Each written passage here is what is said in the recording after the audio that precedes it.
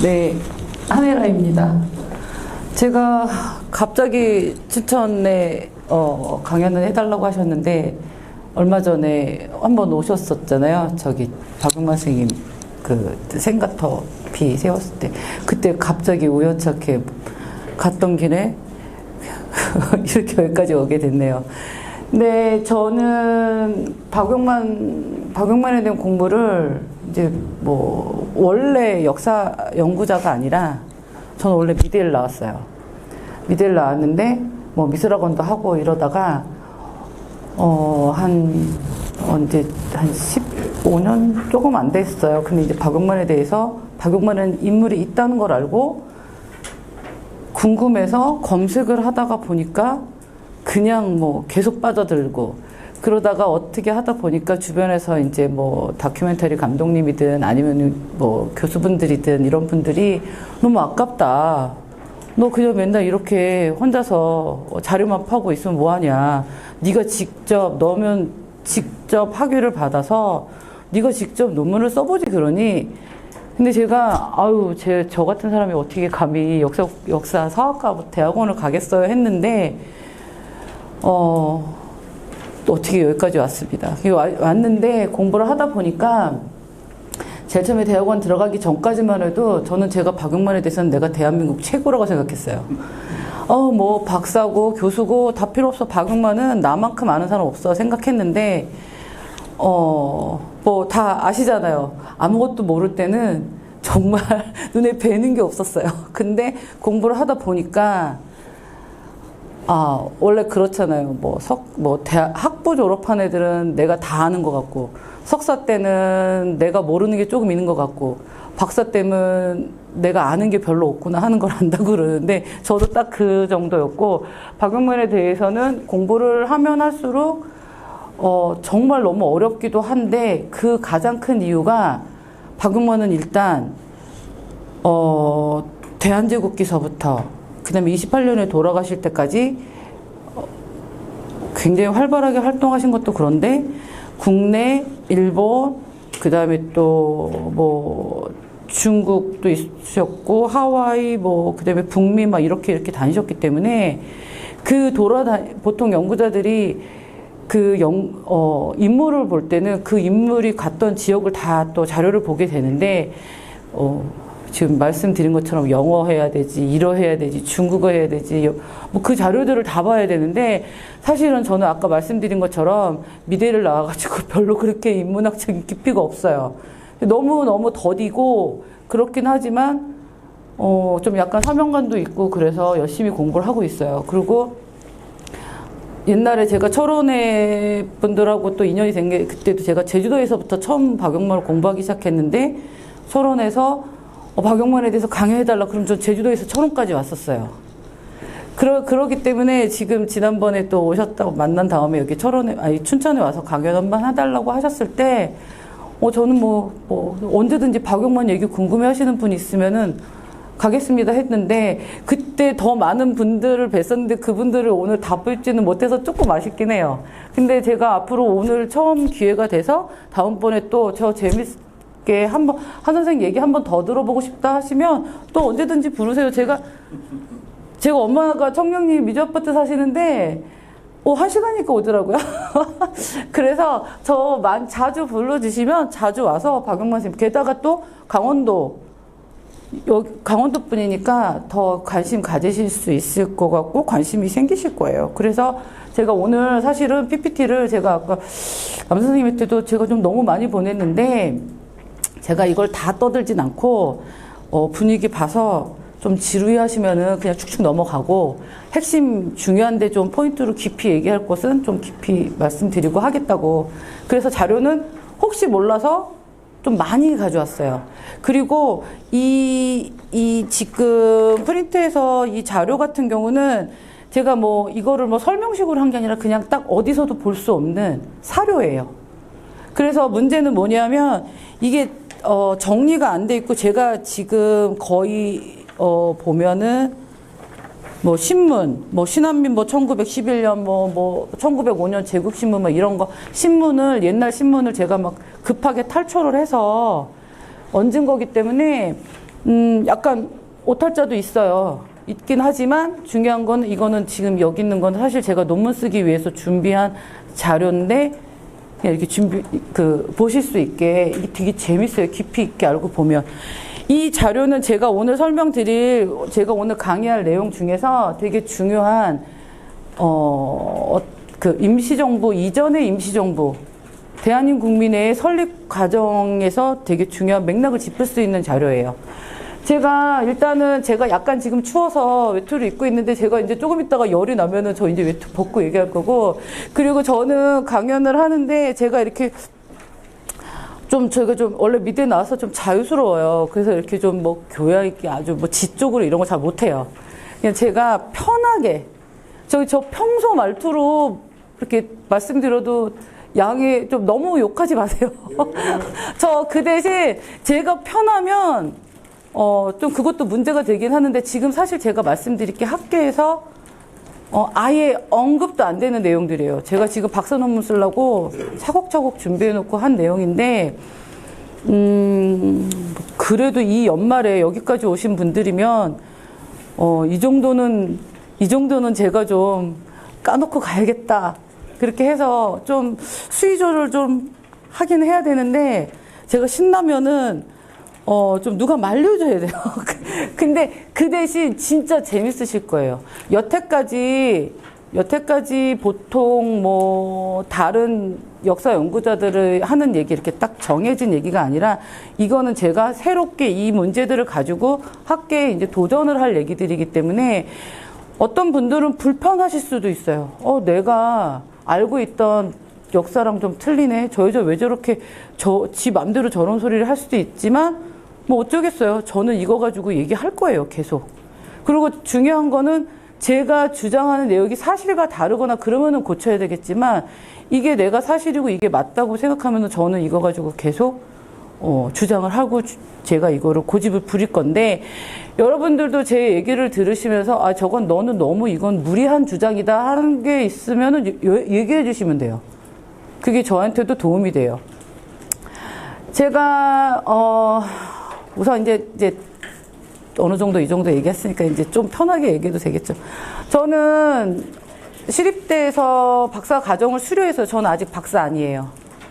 박사 아니고 성각자 박용만이라는 제목을 줬는데 뭐 변절설도 지금 얘기를 할 거고 제가 오늘 강연할 거는 이건 아주 간단하게 박용만은 뭐 몇 년도에 태어나서 뭐 어쨌든 그 정도 얘기하고 그다음에 중요한 거는 이 두 가지예요. 왜 성각자인가와 박용만 변절설의 실체. 이거는 사실 별로 얘기할 생각이 사실 없었어요. 이거 왜냐하면 이거 제가 논문 써야 되기 때문에. 근데 지난번에 철원에 오셨을 때 제가 거기 이제 그 비석 앞에서 막 얘기하고 다 가실 때 제가 따라갔더니 몇 분이 저한테 굳이 이거를 딱 얘기를 꺼내시더라고요. 그런데 여기 철원 오기 전에 내가 검색을 해봤더니 변절했다는 설이 있던데 그 얘기를 하셔서 이거에 관심을 가지시는구나.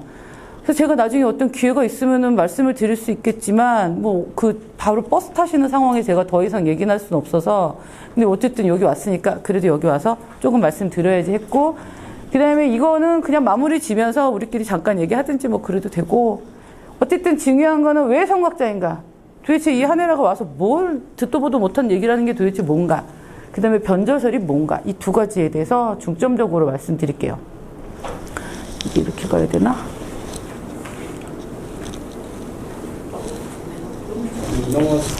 너무 막 넘어갔네요? 너무 넘어갔네요? 자, 박용만은 어떤 인물인가? 우선, 박용만은 이렇게 멋있는 분이에요. 제가 보통 이 박용만이 초기 독립운동가인데, 초기 독립운동가 중에서 지금 1881년생이신데, 이런 분, 독립운동가 사진 중에 이렇게 멋진 옷 입고 있으신 분이 거의 없어요. 진짜 맨날 이렇게 두루마기 입고, 그런데 아니에요. 이분 되게 좀 폼내고 그런 거 좋아하세요. 그리고, 그 다음에, 제가 이제 기존에 박용만에 대한 평가, 그 다음에 제가 앞으로 이제 끌고 나갈 얘기예요. 기존에는 딱 이거예요. 미주 한일 사회 3대 지도자. 3대 지도자가 누구냐? 박용만, 안창호, 이승만. 이 순서는 그냥 제 마음이에요. 제가 이렇게 쓰고 싶어서 이렇게 썼어요. 박용만, 안창호, 이승만 이렇게 해서 미주 한인사회 3대 지도자라고 이건 학계에서 그냥 맨날 하는 얘기예요. 근데 안창호, 이승만을 모르는 사람은 없지만 박용만 모르는 사람은 태반이에요. 왜 그럴까요? 그리고 또 대표적인 무장투쟁항일론자, 무장항일투쟁론자, 하여튼 그 말이 그 말이죠. 어쨌든 군인으로서의 이미지가 강하고, 그 다음에 변절설에 휘말린 비운의 독립운동가다. 이런 식이 지금 대부분 박용만에 대한 평가예요. 저는 여기서 뭘 할 거냐 하면, 박용만은 정치사상가다. 그냥 무장투쟁하고 군인이 아니라 이 사람은 사상가다. 정치사상가다. 그것도 초기 독립운동 시기에 기반을 만든 선구적인 정치사상가다. 그 다음에 대표적인 언론인이다. 제국신문, 신한민보, 국민보, 태평시사, 대동혁신보, 이 중에서 아시는 신문사도 있고 모르시기도 하겠지만, 어쨌든 독립운동사에서는 되게 중요한 신문사들이에요. 그리고 독보적인 국어학자. 이렇게 얘기할 수 있는데 이 사항들은 지금 거의 학계에서도 별로 얘기를 안 해요.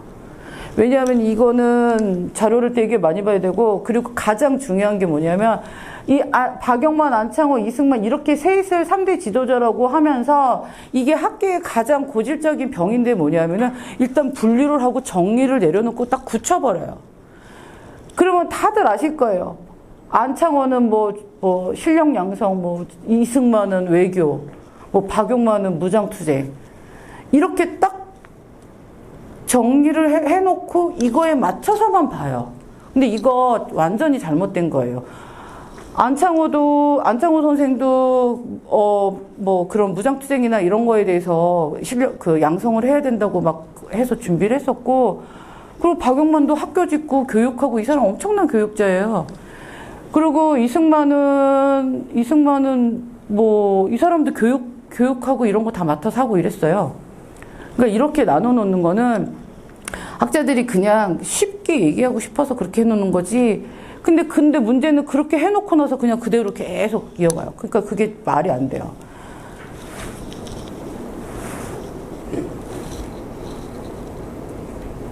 왜 저는 이렇게 넘어가지? 제가 여기서 박용만의 가장 대표적인 박용만을 소개할 때 가장 대표적인 게 이 문묵산전인데, 이 문묵산전이 바로 뭐냐면은 문과 무를 다 갖추면, 여기 이게 시가 있어요. 문무를 모두 갖추어야 이루어지는 것이라. 이게 박용만 선생이 국민개병설 제일 처음에 1911년 5월에 발행한 국민개병설 안에 본인 사진과 이 시를 넣었어요. 그리고 이 시는 5월 1일날 발행된 국민개병설에도 올랐지만 5월 3일날 신한민보에도 이때 본인이 주필하고 있었는데 이 시를 같이 실어요. 근데 진짜 이 사람은 얘기하잖아요. 천만년 예전부터 장부의 어미로 문무를 모두 갖추어야 이루어지는 것이라. 박용만 선생, 제가 저번에 한번 철원에서 어떤 분들하고 강연하는데 제가 박용만이 시만 가지고 강연한 적이 있어요. 다들 놀라셨어요. 와, 진짜 시 멋있고 이렇게 특색이 있어요. 이게 약간 자기 배포도 있고, 그리고 또 되게 솔직해요. 괴로울 땐 되게 괴로워하고, 고향 부모님도 그리워하고 여러 가지 시가 있는데, 그쪽 공부하시는 분들이 보고 이 사람 정말 궁금한 사람이라고 얘기할 정도로 시가, 그리고 워낙 한학이 깊은 분이기 때문에 한시도 대단해요. 근데 어쨌든 이 시에서 앞으로 박용만에 대해서 만일 어디서 보시면 문무쌍정 박용만은 많이 보실 텐데 바로 그게 여기서 나왔다는 거예요. 그리고 이거는 그냥 제가 간단하게 보기 쉽게 했는데 그냥 박용만 이런 사람, 박용만 이렇게 1881년 윤 7월 2일 이명 이렇고 학력은 1호 학당에서 1호 전공하고 이런 거 같은 경우는 약간 좀 아닌 것 같아요. 정확하게. 그래서 제가 약간 이렇게 하는데 게이오스는 숙부가 다녔어요. 그리고 네브라스카 주립대학은 확실하게 정치학, 군사학을 1912년에 우리나라 사람 중에 근대적인 학문의 정치학을 처음으로 미국에서 졸업한 분이 바로 박용만이에요. 그러니까 이승만 같은 경우는 철학과 이런 데 나왔잖아요. 박용만 선생은 정치학과를 나왔어요. 네브라스카 주립대학 정치학과를 다니면서 군사학도 전공을 해서 미국에서 그 예비역 참명인가? 뭐 그 정도로 해가지고, 그래서 사실은, 그런 백도 대단해요. 그 외교적으로도 박용만이 이승만하고 뒤질 게 없었어요. 제가 논문 쓴 거 중에 그게 있어요. 1910년대 박용만의 국제인식인데, 그게 바로 왜 썼냐면, 우리나라 임시정부가 외교론을 주창하면서 만들어졌잖아요. 그러면 대통령은 이승만인데 초대 외무부 장관이 누구냐면 바로 박용만이었어요. 그거를 기억들을 안 해요. 그리고 학계에서도 아무도 임시정부를 그렇게 중요시 여기면서 그 임시정부가 외교론을 가지고 그 외교 노선을 선택한 상해 임시정부에서 통합 임시정부 초대 외무총장이 박용만이었는데 어떻게 그렇게 아무도 모를까요? 나중에 김구 선생 같은 경우 사실 초반에는 아무것도 아니었죠. 그냥 나중에 임시정부 다 무너져 내리고 다들 뿔뿔이 흩어졌을 때 진짜 간판 들고 끝까지 지킨 그 대단하신 또 끈기가 있으셨는데, 초기에 임시정부 만들어줄 때 어쨌든 그 기라성 같은 사람들이 다 모였을 때 초대 외무총장이 바로, 그리고 그 당시에는 국내 무슨 내정이나 이런 걸 할 수 없기 때문에 사실은 이승만 다음에 권력으로는 외무총장이 그만큼 센데, 그런 사람의 이름도 다 아무도 모르고, 그 다음에 그 사람이 뭘 했는지도 모르고, 그래서 어쨌든 그리고 그냥 군인으로만 얘기를 하는 것 자체는 진짜 어떤 그 역사의 중요한 맥락을 이렇게 비껴가는 거예요. 그래서 제가 그런 면에 대해서 좀 얘기를 많이 하고, 이런 거 같은 경우는 제가 어쨌든 제일 중요한 게 국내에서도 엄청나게 활동을 많이 했는데 20살 이전부터 굉장히 활발하게 활동하고, 그리고 국내를 가기 전까지, 제가 이거 약간 좀 잘못 썼는데, 제가 조사한 바로는 1905년 떠나기 전까지 3번 수감이 돼요. 그 중에 이제 한성 감옥에서 만나서 이승만하고 의형제가 되고 이러죠. 이거는 가족 관계인데, 아버지, 어머니, 그 다음에 김 씨, 1살 차이 나는 김혜기 씨 처가 있고, 이 처한테 장녀 박동옥이 있고, 나중에, 북경에 가서 북경 재정부 관리 딸인 이 웅소청이랑 또 이제, 사실 이제 두 집 살림은 하세요. 그리고 여기서 결국은 아들을 보세요. 이게 박광원이 중국조 소생이고, 그리고 이거는 지금 아무도 모르는데, 이거는 제가 일제정보기록에서 찾아놨어요. 왜냐하면 그때 박용만 선생님이 하와이에 계셨는데, 자기 사위한테 돈을 보내면서, 우리 지금 애기 엄마가 애기 낳다니까 이쪽에도 돈을 좀 보내고, 내 본처 쪽에도 생활비를 좀 보내라 하면서 돈을 보내시고 이랬다는 게 또 일제정보보고에 다 써 있었어요. 그래서, 둘째를 낳구나.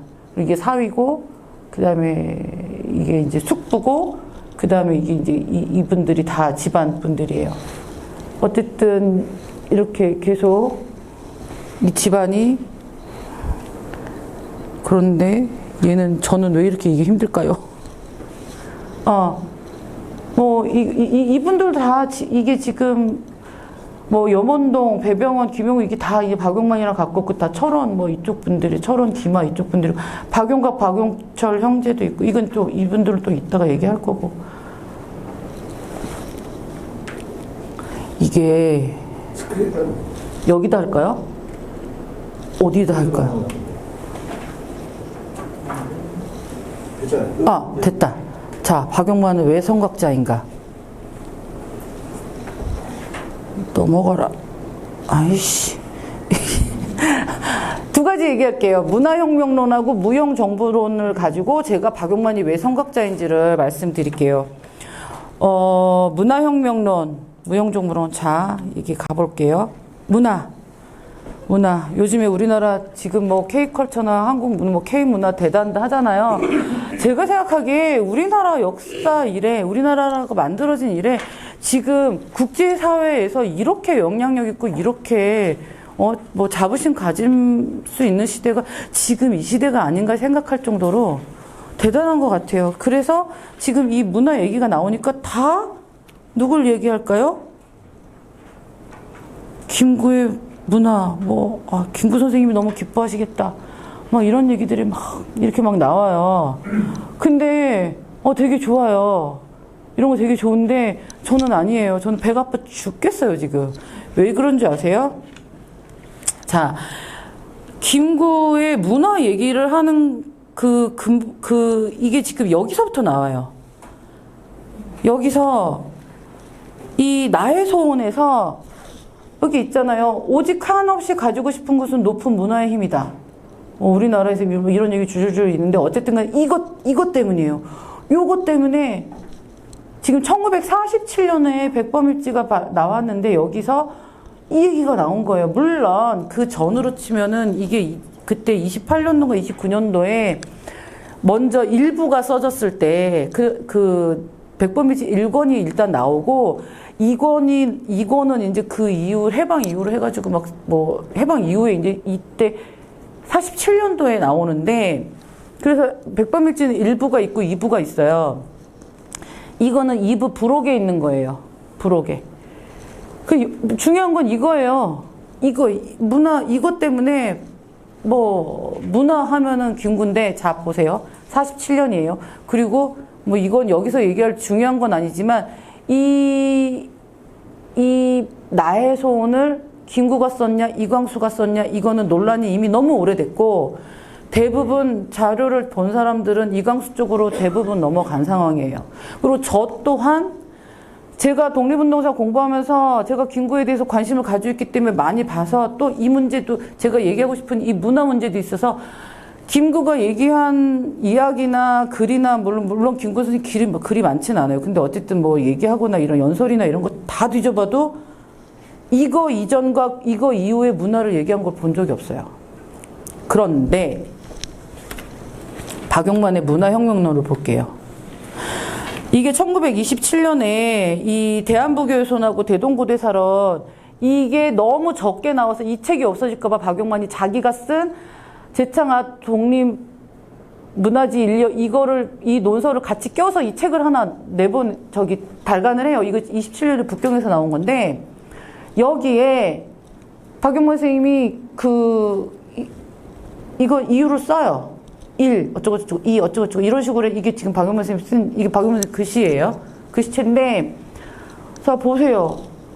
이게 34만까지 있거든요. 우리나라에 만약 독립된 글이 없다면 뭐 독립성이 없는 것이다. 그러니까 이 글이 박용만의 문화는 바로 이 한글이에요. 그리고 우리나라 민족의 최대 수치는 곧 자기 민족의 독립 문화가 없는 것이다. 문화란 한 민족이 그러니까 이거 이렇게 읽어 보시면 잘 보이시나요? 문화라는 그냥 단어 한 번 삑 나온 게 아니라 문화가 무엇인가를 깊이 있게 들어가요.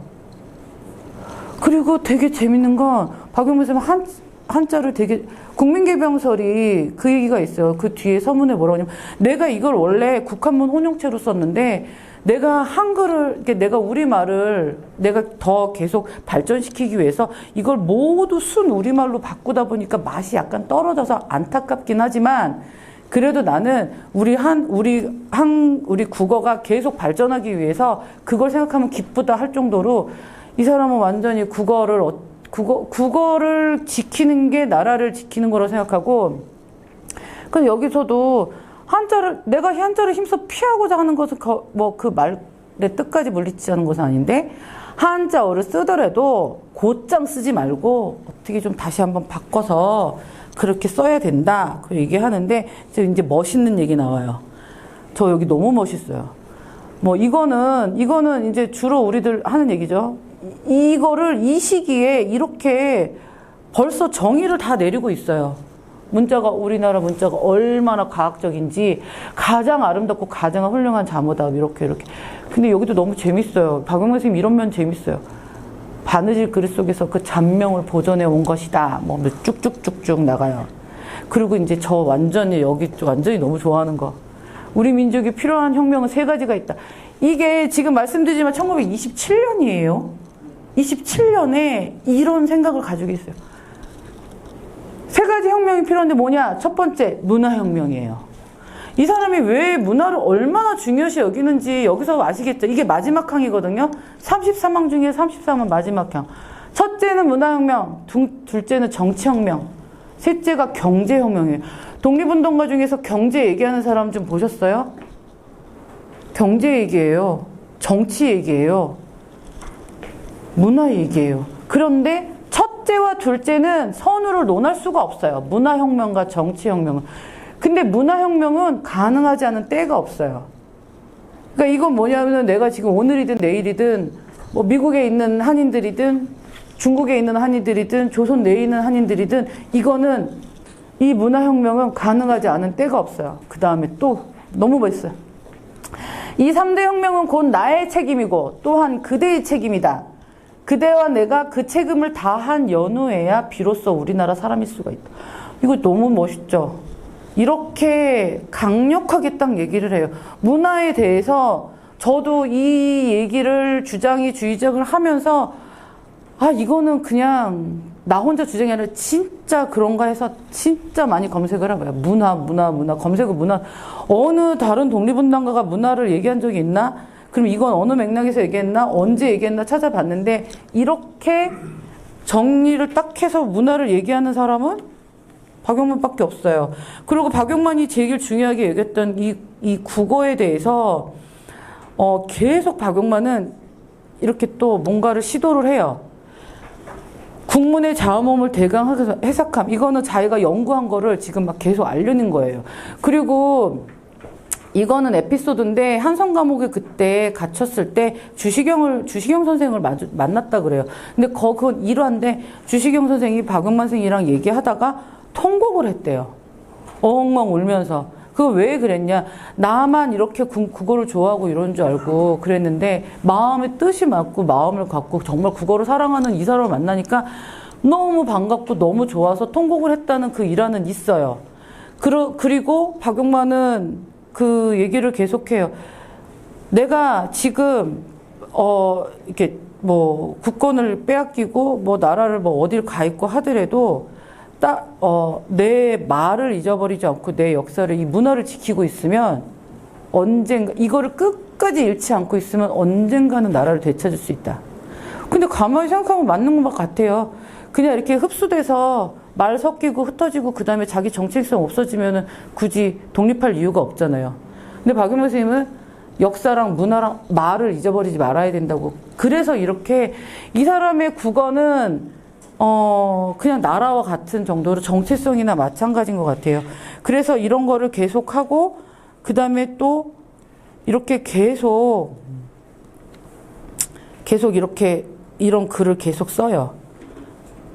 이게, 이것도 되게 재밌는 게, 뭐, 자기가 이제 어떤 예시 글을 내보내고, 그거를 뭐 가장, 뭐 맞춤법이나 이런 걸 잘한 사람은 뭐 장원도 주고 해가지고, 뭐 이렇게 해가지고 막 이렇게 실질적으로 해요. 그리고 제가 되게 이 박용만에 대해서 이게 또 약간 남다르다 싶은 게 뭐냐면, 우리가 보통 굉장히 멋있는 글과 정말 막 가슴을 울리는 글과 가슴을 울리는 연설을 한 독립운동가들, 지도자들 되게 많잖아요. 뭐 이렇게 생각해보면 뭐 글 잘 쓴 선생님들 많죠? 근데 글은 잘 쓰고 그 멋있는 글은 남겨놨는데 박용만 선생님 글이 지금 안 알려져서 그렇지 저는 그 글을 봤잖아요. 신채원 선생님이랑 거의 다 동기들 뭐 이렇게 동년배 정도, 한 살 차이 뭐 이 정도 되는데, 그리고 신채원 선생님이 임시정부 만들 때 초대 대통령 이렇게 추천하잖아요. 신채원은 박용만을 추천했어요, 대통령으로. 그러니까 그 정도로 이렇게 또 가깝고 그러신 분들인데, 저는 아무리 독립운동가 아무리 봐도 자기가 생각한 거 글로 멋있게 적고 멋있게 연설하고 그거를 이루기 위해서 뭔가를 시도해서 그거를 끌고 나가는 사람을 박용만밖에 못 봤어요. 멋있는 글 짓고 멋있는 연설하는 사람은 지금 많고, 그리고 되게 중요해요. 그 당시에 어떤 뭐 그런 걸 불어넣어야 되니까. 근데 박용만은 자기가 생각한 걸 이렇게 끈질기게 가요. 그리고 이거는 박용만이 만든 교과서인데, 재밌는 건 뭐냐면은 이 그림하고 글하고 다 박용만 선생님이 그리고 쓴 거예요. 박용만 선생님 그림도 잘 그려요. 이것도 이거 박용만 글씨예요. 이거 옛날에 왜 긁어서 하는 거 있잖아요. 그걸로 한 거예요. 이거 직접 한 거예요.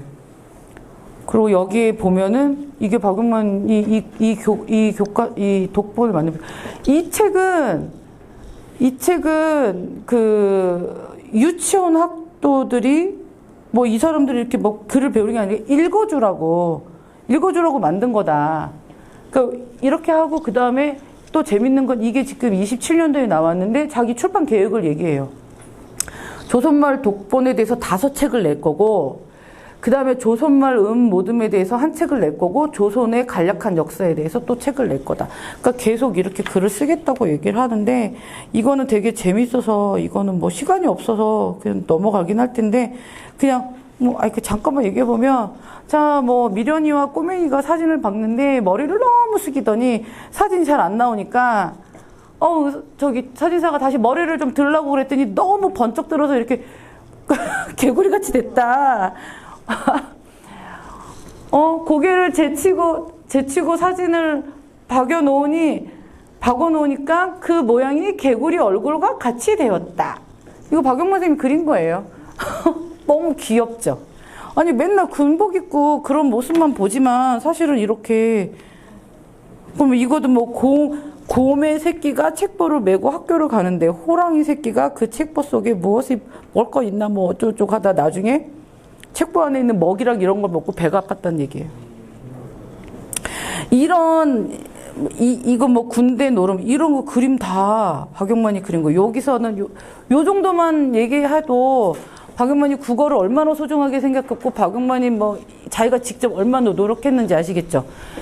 요 정도만 해드릴게요. 그 다음에 빨리 또 해야 되는데, 무형정부론 얘기할게요. 무형정부론은 이게 이제 박영만의 정치 사상에서 중요하다고 생각하는데, 자, 정부가 유지가 되려면 뭐가 있어야 되지? 세금이 있어야 되잖아요.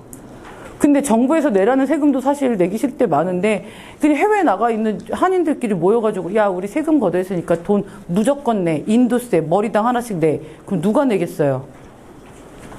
이거를 해낸 게 바로 박영만이에요.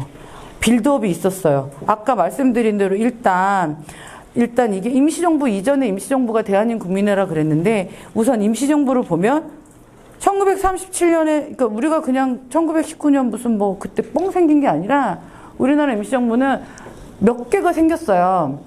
3월 17일 날 대한국민회의가 러시아령에서 생겼고, 11일 날 상해 임시정부가 중국령에서 생겼고, 이게 또 국내에 생겼고, 이게 다 통합된 게 9월 11일 통합 대한민국 임시정부예요.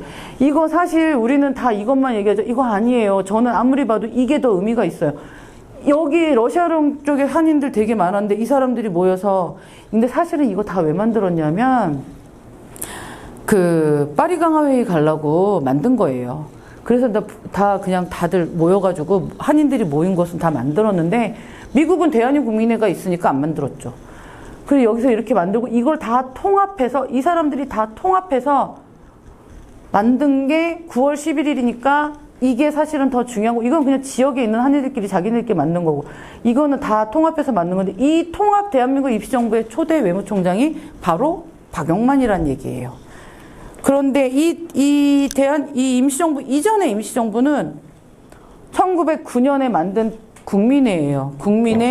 이 국민회가 북미의 공립협회랑 하와이 합성협회가 합쳐져서 국민회가 나오고, 원래 대동부국회도 나가야 되는데 대동부국회는 자기네 신문사도 있고 뭐도 있고, 이 공립협회랑 합해야 되니까 좀 재산 정리를 해야 돼서 1년 뒤에 합쳐지고, 이게 대동부국회가 합쳐지면서 대한민국민회가 되고, 이게 이제 중앙총회를 결성하는데, 이 중앙총회가 결국은 이제 정부 기능을 해요. 그리고 이게 또 중앙총회 개최를 하는데, 자, 이렇게 쭉쭉 가면서 12년에 북미 대한민국민회 지방총회, 하와이 지방총회, 멕시코 지방총회, 시베리아 지방총회, 만주 지방총회에서 5개의 지방총회가 생기고 116개의 지방회가 이 12년도 시기에 생겨요.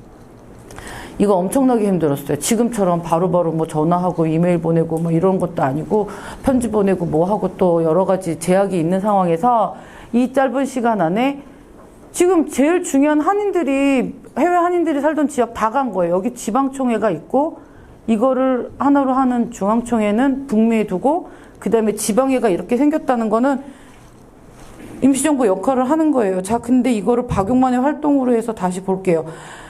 박용만은 언제부터 박용만이 쓴 국민개병설이 있는데, 국민개병설이 1911년에 나오긴 했지만, 박용만이 서문을 써요. 나는 이 국민개병설에 나는 이게 원래 7회 전에 일본에 있는 유학하는 천국 학생들의 언론을 들어서 이제 국민들을 개병해서 해야겠다는 생각을 하고, 그래서 1904년에 생각을 하고, 이 원고는 1908년에 다 썼다.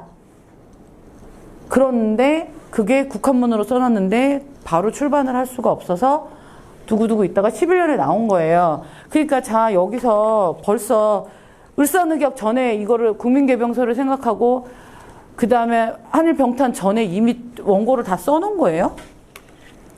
그런데 여기에 보면은 그게 있어요. 책 내용에 보면은 국민개병서 내용에 보면은 자, 제가 이게 딱 한 줄 저 이것 때문에 꽂힌 건데 바로 뭐냐면 국민개병서를 보면은 대부분 여태까지 보면 국민개병서 군인수지 이런 걸 보고서 아, 박용만 역시 무장투쟁연도다 맨날 그 얘기만 해요.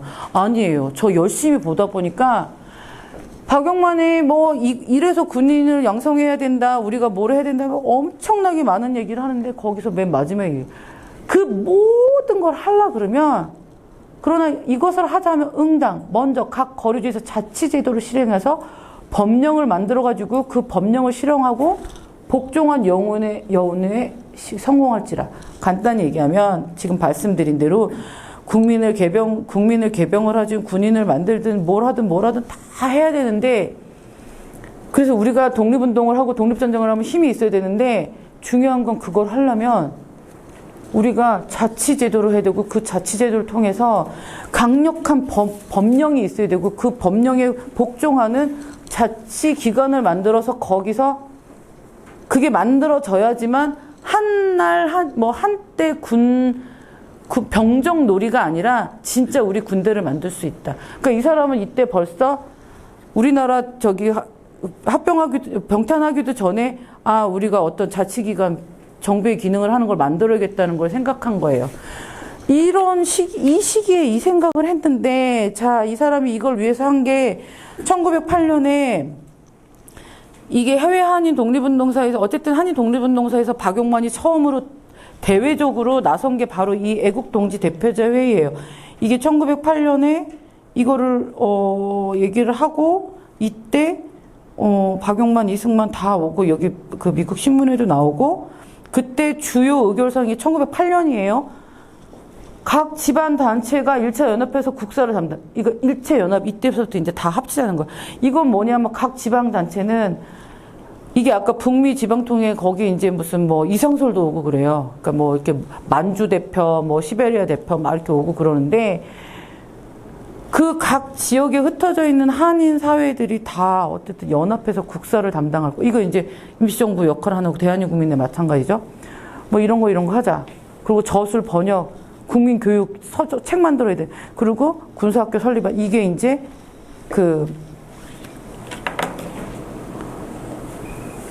소년병학교 만들어져. 제가 이거는 지금 제가 마련한 그거 있죠. 인쇄물 있죠. 거기에 보면 이런 신문들을 제가 다 탈초를 해서 지금 자료집으로 드린 게 여기에 나오는 이런 신문들이에요. 무영한 국가를 탄생하고 뭐 조선의 뭐 어쩌고 저쩌고 이거 있죠. 그거를 제가 이 100년 전 신문을 막 글씨도 뭉개주고 그랬는데 열심히 찾아가지고 열심히 베껴가지고 한 건데 다 이런 제목들이 쭉쭉 있는 거 다 지금 자료에 다 있어요. 이거 왜 드렸냐면 진짜 읽어볼 만해요. 100년 전에 우리 어떤 이 박용만이라는 인물이 우리가 이렇게 생각하는 지식인이 어느 정도 생각을 하는 사람이 있었나. 우리 맨날 독립운동사 하면 제가 진짜 재미없어 하는 게 독립운동사 하면 맨날 막 너무 막 가슴 아프고 막 맨날 막 힘들고 막 풍찬노숙하고 그런 것만 자꾸 얘기하니까 애들이 독립운동사를 싫어해요. 독립운동사 되게 멋있는 거 많아요. 이런 얘기 많이 해줬으면 좋겠어요. 이 시기에 이런 생각을 하는 사람이 있었다는 거. 그리고 이때 뭐 자기 앞으로 뭐 이 사람이 얘기해요. 국민의 헌장을 만들겠다 그래요. 그리고 재미동포 10년사도 할 거고 국문문법도 하겠다. 이거 박용만 자기가 지필계획을 얘기해요. 그래서 어쨌든 박용만이 저 이제 빨리 할래요. 쭉쭉쭉 해서 자, 박용만이 국민의 헌장이라는 걸 한다 그러고 박용만이 헌장을 초안을 만들어요. 대한민국 국민의 헌장을. 그리고 박용만은 어쨌든 신한민법 주필을 했었는데 쭉쭉 가서 이제 신한민법 안창호 오니까 이제 그만둬요. 왜냐면 사실은 안 좋았어요. 기호파랑 서북파랑 사이들이 안 좋아서 안청호가 딱 오니까. 그리고 중요한 거, 지금 이거 다 하는 동안 안청호는 서울에 있었어요. 서울이 아니라 지금 만주랑 이쪽 무슨 딴 쪽 국내에도 있고 막 이랬고, 대한민국민은 아까 만들어지는 이 시기 쭉 봤을 때 이 시기에는 계속 박용만이 이렇게 주도적으로 했는데, 안청호가 도착 딱 하니까 박용만이 그냥 주필 사임하고 다시 이제 자기 할 일 하러 가요. 그리고 박용만은 헌장 20개, 이 헌장을 만든 걸 가지고 11월 23일 날 헌장 20개 그 조항을 의결하고, 그 다음에 1년 뒤에 처음으로 중앙총회 제1회 대표회의가 개최돼요. 근데 거기 자료에도 있지만 누가 참석했는데 있는데, 이때 박용만은 헌장 수정위원하고 외교원의 선임이 되는데, 왜 이렇게 오래 걸렸는지 아세요? 아까 5개 지방총회 있다 그랬잖아요. 글로 다 박용만이 만든 초안을, 그 헌장 초안을 다 보내고, 그 각 지역의 지방총회들이 또 다 모여서 이게 우리한테 맞네, 틀리네, 이건 고치자, 뭐죠. 이거 해서 다 취합하는데 1년 걸린 거예요. 그래가지고, 이걸 하고, 박용만이 또 중앙총회 결성 선포문을 박용만이 써요. 그리고 12월 1일 날 대한민국민의 개정 헌장이 선포돼요. 다 자, 헌장을 만든 것도 박용만이고, 중앙총회 결성 선포문도 박용만이 썼는데 그 자료집에 다 있어요. 이게 거의 박용만 정신이 다 들어가 있는 거예요. 이거는 진짜 이렇게까지 끌고 갈 수 있는 사람이 없었어요. 그때 중앙총회 마치고 나와서 찍은 거예요. 박용만이, 이거는 재민이, 박용만 선생님 키가 180 정도 됐어요. 179점 몇이었어요. 크죠? 여기 안청호 선생도 있고, 여기 이제 뭐 최정희, 뭐 그 신한민 뭐 그 이전 주필이었던 최정희도 있고 쭉쭉쭉 있는데, 여기 박용만 옆에 있던 박상하 선생이 하와이 지방총회 총회장이었는데, 이분이 박용만 선생님을 모시고 이제 또 하와이로 가서 이제는 하와이 또 일이 있죠. 그리고 제가 이제 뭐 매듭은 안 짓고 어쨌든 크게 맥락으로, 이게 박용만이 이 선구자 선각자적인 게 그 아까 국어라든지 문화라든지 그런 거랑, 그 다음에 임시정부 이전의 임시정부였던 대한민국민회에서 박용만의 역할이 이렇게 주도적이었다는 거. 그리고 그 다음에 이거는 진짜 시간이 없으니까 제가 지금 한 10분, 20분 정도만 더 하면 될까요? 저 이거는 그냥 빨리 마칠게요. 저 이거 사진만 보여드릴게요. 이게 소년병학교 사진이고, 이거 많이 보셨을 거예요. 헤스팅스 대학 안에 소년병학교 여기에 대해서 이렇게 거기 기념비가 있는데, 이렇게 써 있어요. 여기가 박용만 선생이 뭐 이렇게 해서, 이거 1910년부터 한 거는 여기고, 사실은 1909년부터 그 다른 한인 농장에서부터 소년병학교 시작됐고, 여기는 이렇게 해서 여기 이렇게 해가지고 다 했다. 60여 명 한인 민족주의자들이 나오고, 여기 출신들 대단해요. 근데 이제 되게 재밌는 게, 사실은 이승만 박사도 여기 와서 학생들을 보긴 했는데 방해만 하고 갔는데, 그래도 그렇게 써줬네요. 이거는 소년병학교 저기고, 이건 소년병학교 군가도 있었어요. 그리고 소년병학교 출신인데, 여기 이 사람이 바로 박용만의 숙부예요. 1871년생이시고요. 이게 유일한이에요. 유일한을 데리고 간 게 박용만의 숙부예요. 근데 굉장히 잘못된 게, 박용만이 유일한을 데려갔다고 얘기도 하고 그러는데, 아니에요. 그 사립심화학교 있을 때 그 유일한의 아버지가 이 사람들이면 믿을 수 있다 생각해서 자기 그 귀한 아들을 이 젊은 사람들이면 믿을 수 있다 해가지고 보낸 거예요. 그래서 가기 전에 찍었는데, 이게 아마 1905년 정도에 찍은 거고, 근데 1871년생인데 양복 슈트빨이 이 정도 나오는 분은 많지 않았을까요? 멋있어요, 하여튼. 그리고 다른 분들, 여기 지금 소년병학교 출신들 제자들도 보면 다들 지금 거의, 그러니까 중견 지도자들이 다 됐던 분들이고, 이관수는 좀 안타까워요. 20살에 죽었으니까. 그 미국 군인으로 자기가 자원해서 들어갔는데, 왜 들어갔냐면, 저는 이것도 독립운동가들도 이런 분들도 서운을 해야 된다고 생각하는데, 한국 독립운동에만 한 게 아니라 이분들은 뭐냐면 소년병학교 출신인데, 내가 미국 전쟁에 나가서 내가 만일에 죽는다면, 그러면 나는 한인들의 위상을 높일 거고, 그리고 나머지 한인들의 어쨌든 삶에 어쨌든 좀 기여를 할 테고, 내가 만일에 살아 돌아온다면, 내가 나중에 독립운동을 할 때, 독립전쟁을 할 때 그 경험이 또 중요할 거다라고 해서, 남의 나라 독립운동에, 전쟁에 나갔는데, 그렇다고 해서, 근데 이 사람이 어쨌든 20살에 죽었는데, 아무도 기억하는 사람이 없어요. 저는 그런 죽음도 기억은 해줘야 된다고 봐요. 이 출신들 보면, 뭐, 이렇게 쭉 이런 사람들이 다 잘 열심히들 해요. 그리고 이 사람은, 조진찬이라는 분인데, 이분은 자기 농장도 했는데, 저 너무 멋있어요. 저 이런 거 되게 좋아해요. 다른 사람을 권하려면, 나부터 먼저 행하는 것이 가하다. 그러니까 내가 비록 늙었으나 외놈을 대하여 총을 쏘기는 늙은이의 총알도 젊은이의 총알만치 뜨겁다. 하고서 같이 연병장에서 자기 아들들하고 애들하고 같이 운동해요. 훈련받아요. 멋있죠. 이분이 50대가 넘은 분이었는데 그 당시 50대 너무 대단한데 저 이거 되게 좋아해서 여러 사람들한테 얘기해요. 늙은이의 총알도 젊은이의 총알만큼 뜨겁다. 이게 너무 멋있어요. 그래 이렇게 하고 그 다음에 이제 하와이에서 대조선 국민군단 이건 사진 빨리빨리 보내드릴게요. 14년에 만들어진 이게 생각해보면은 강제병합 당하고 몇 년 안 됐을 때 다들 의기소침할 때, 너무 슬퍼할 때, 이런 거 만들어가지고 어깨를 피게 만들었다는 건 대단하잖아요. 물론 여기 서 있으신 분이 이분이 박용만이에요. 그리고, 폼 나죠. 또 가끔 휴일 때는 이렇게 처물고 또 드라이브도 하고.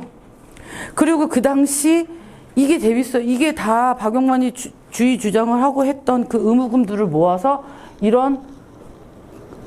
이렇게 기숙사라는, 이게 지금 대조선 국민군단 사관학교 병영이에요. 이런 걸 이렇게 만들어요. 이게 다 세금 걷어서 이런 걸 하는 거예요. 이게 그 당시 정말 나라 잃어버린, 저 한인들 기주가 있어야 되는데 이런 거 번듯하게 세우면 있잖아요. 사람들이 마음이 달라져요. 그리고 이거는 되게 재밌는 거, 이거는 일본 자료에서 나온 건데, 여기 무슨 G, A, 뭐 F 이런 거 보이시죠? 이거 뭐냐면 일본 애들이 일본 정보 쪽에서 감시해가지고 이게 무슨 동 하면서 이게 정보 보고 들어간 거예요. 물론 이런 거가 이제 위협을 해요. 그런데 중요한 건 그거 전에 15년에 다 아시다시피 박용만과 이승만의 하와이 대전, 1차 대전이 시작돼요. 여기 보면은 영수 박용만을 죽이기로 의결. 이게 이제 이승만파가 들고 일어난 거예요. 박용만이 워낙 이제 거의 뭐 하와이 대통령처럼 저거 하고 있는데 이승만이 도저히 저거를 못 든, 자기가 이제 엎어서 저거를 자기가 수중에 넣고 싶으니까 이제 한번 싸움을 했는데, 박용만은 계속 져요. 그래서 어쨌든 이 1차 대전이 시작되면서 박용만이 신원민보 주필지도 냈고 그런데 너무 웃기는 게 이 싸움이 얼마나 대단하고 했냐면은 그 당시 하와이 중앙총회 총회장이었던 이 김종학이 그 이승만파가 공격을 할 때 이 사람이 너무 억울해가지고 이 사람 막 감옥도 가고 막 재판하고 그랬는데 결국은 이 사람이 무죄가 됐어요. 그러고 나니까 이 사람이 자살을 하려고 시도를 해요. 자기가 그냥 죽으면은 잘못해서 죽었다 그러는데 아니다. 나는 누명이 깨끗이 벗어졌지만 이 이승만 이런 사람 이승만 때문에 너무 분하고 그리고 또 경각심을 주기 위해서 자기가 자살하는데 이제 살긴 살았는데 이렇게 총을 이렇게 탔는데 볼로 나갔다 그러더라고요. 그러니까 그렇게 난리가 너무 억울해서 자기가 무죄가 됐는데 자살을 시도할 만큼 아주 어마어마한 싸움이 있었어요. 그리고 나서 그 다음에 17년에 결국은 아까 그 일본의 감시와 이제 산이사회에서 이런 문제가 생기면서 그 멋있는 대한민국민회가 해체가 됐는데 이제 더 큰 거는 2차. 이건 18년에 이제 또 이렇게 막 난리가 나고 그때 이제 박용만이 얘기를 해요. 자기가 이제 이렇게 기서를 해요. 시국소감. 여기 보면 이렇게 줄줄줄 써놨는데 이거는 지금 이거 진짜 예견한 것 같아요. 이렇게 된 게 이것이 그 인물의 죄악인가 그 인물을 맹종하는 동포들의 죄악인가. 그리고 쭉 쓰면서 만일 조국이 광복된 후 이거 진짜 너무 만일 조국이 광복된 후에 이와 같은 인도자와 이와 같은 민기가 있으면 국가와 민족의 비운을 초래할 것이다. 이 18년에 박용만이 이승만의 행위를 보고 얘기한 거예요.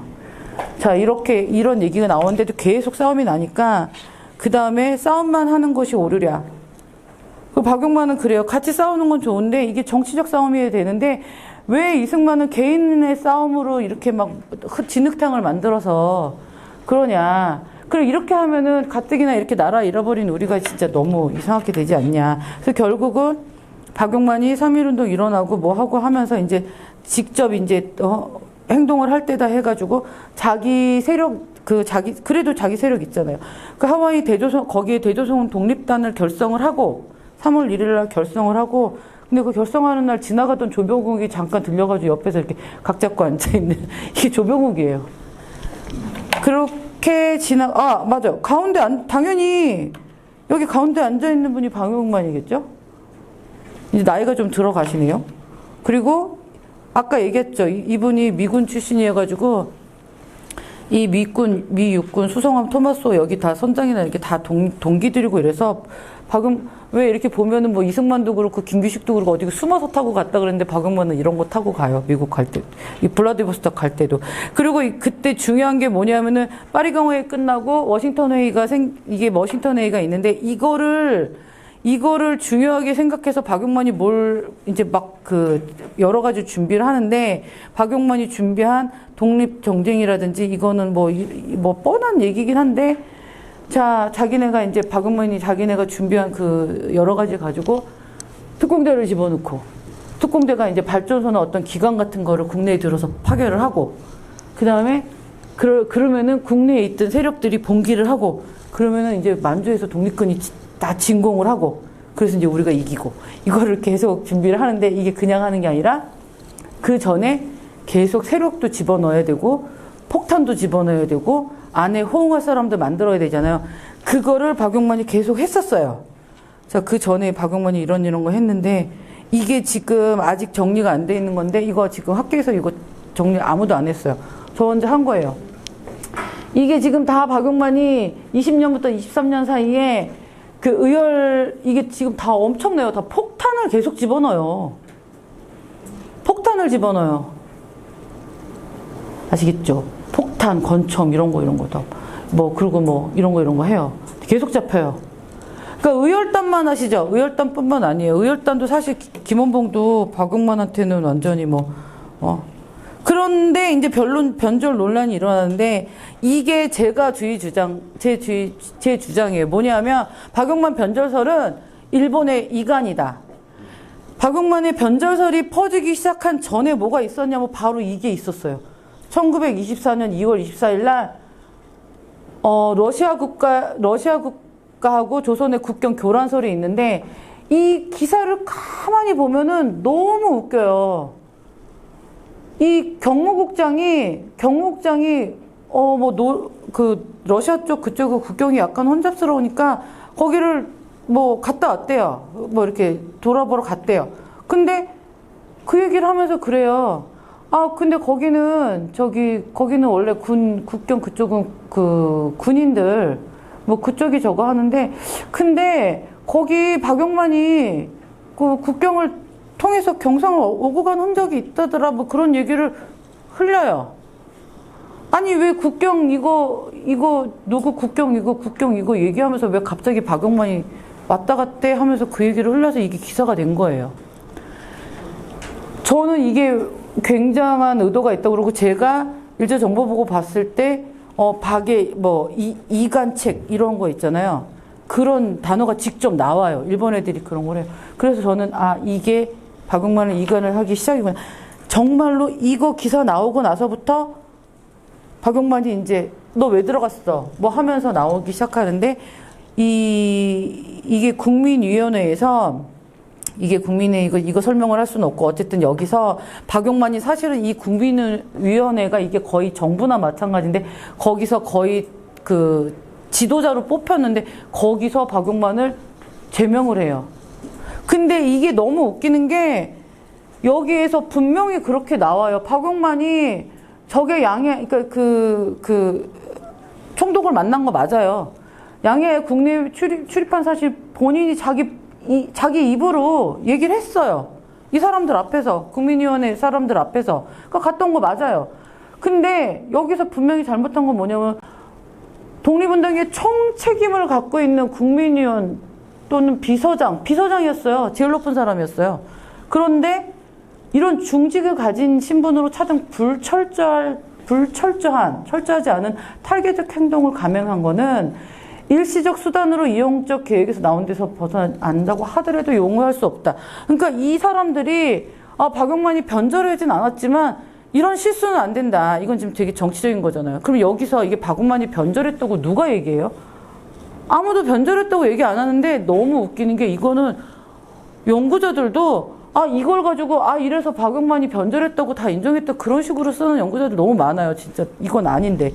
그런데 이거 가지고 여기에 나왔던 사람들 이게 이제 문제가 되고 그다음에 그래서 이것 때문에 박용만은 행동이 되게 이제 부자연스러워지면서 여러 가지 이제 뭐 하고 싶은 거 마음대로 못 하지만 그래도 또 하와이 또 가서 또 동지들 만나야 되니까 가는데 그때 하와이 갔을 때 도조선 독립단 자기 사람들이랑 또 여러 가지를 또 준비를 하고 가요. 근데 문제가 뭐냐면은 아까 대조선 독립단이 박용만이 그 하와이 떠나기 전에 다 기념사진 찍고 그 동지들 짝 있잖아요. 그 사람들이 그 하와이만 있었던 게 아니라요. 이 사람들한테는 지도자가 박용만이에요.